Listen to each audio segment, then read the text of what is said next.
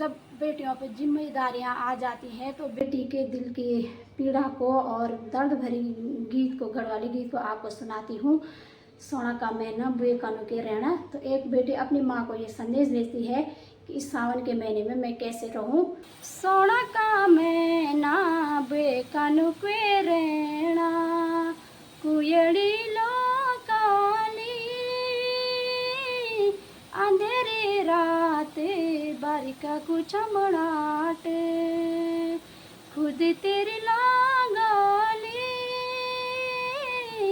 गीत को सुनने के बाद किस किस को अपनी पुरानी यादें ताज़ा हुई हैं। जैसे अभी भी हमारे पहाड़ों में महिलाएं ऐसी हैं जो जंगलों में अकेले रहती हैं और जंगलों में गाय बछड़ा के साथ रहती है, और इस सावन के महीने में वो गुनगुनाती रहती हैं। तो इस सावन के महीने में जब वो घास के लिए जाती है जंगलों में, और जो मरुड़े होते हैं, छानी होती है, वहाँ पे रहती हैं, तो वहाँ पे वो इन गानों को गुनगुनाती है। खुद मेरी दोस्त भी हैं जो ऐसी घर में जिम्मेदारियाँ निभा रही हैं। तो जय माँ काली सिला, आप सभी को मेरा प्यार व नमस्ते। छोटों को ढेर सारा प्यार। आपका स्वागत करती हूँ मैं अपने YouTube चैनल अंजना पुण्य ब्लॉग में। दोस्तों, आज की वीडियो की शुरुआत हो गई है एक नए दिन के साथ, और वीडियो की शुरुआत कर रही हूँ मैं उत्तराखंड के खूबसूरत शहर श्रीनगर गढ़वाल से। तो अभी टाइम हो रहा है सुबह के 9 बज रहा है, तो ब्लॉग की शुरुआत मैं 9 बजे से कर रही हूँ।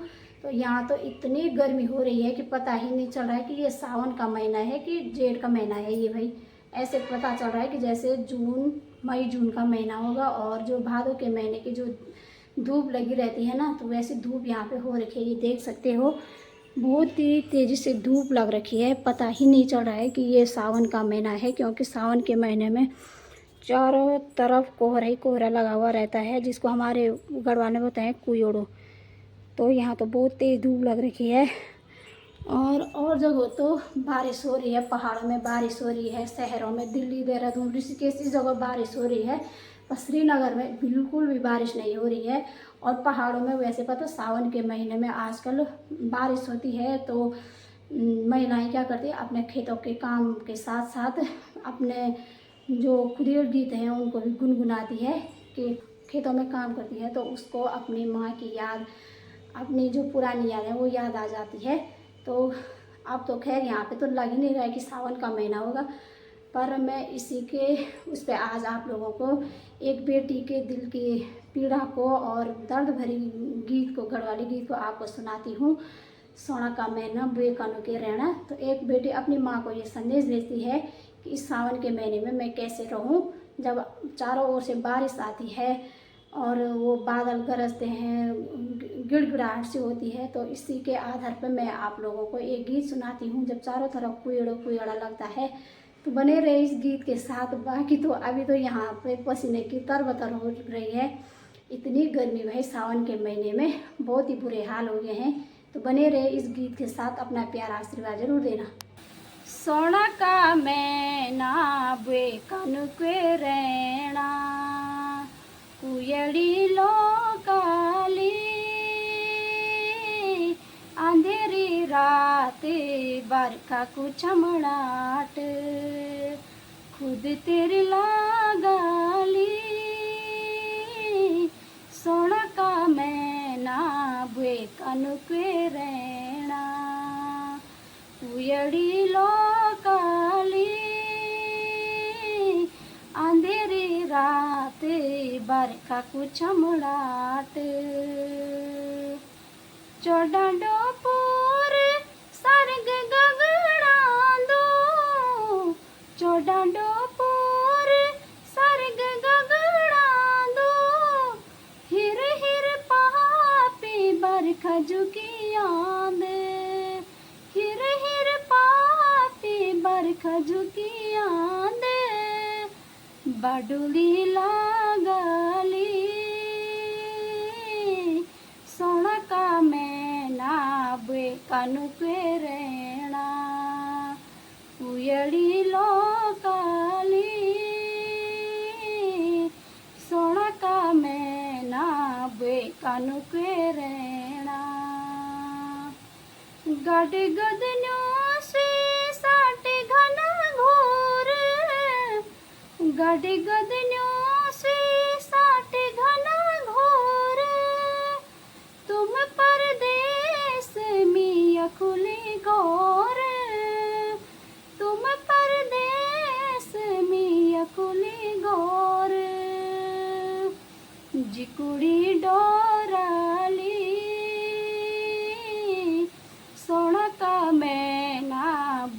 कनुके रेणा पुयली लोकाली अंधेरी रात बरखा को चमड़ाट यकुल सरीला उन परण पासो यकु सरीले उन परण पासो सिर बस ग्याले उन दड़े मणियासो सिर बस ग्याले उन दड़े मणियासो आखी था काली सोना का मैना बे कनुके रेणा पुयली लोकाली अंधेरी रात बरखा को चमड़ाट खुद तेरी लागली सोना का मैना बे कनुके रेणा छोटा छोटा नोन्याल उन पुंगड़ो धान छोटा छोटा नोन्याल उन पुंगड़ो धान बरखा बूंदो मौनी घास को जान बरखा का बूंदो मौनी घास को जान चूलू मेरो रुझलू सोना का मैना बे कनुके रेणा चूलू मेरो रुझली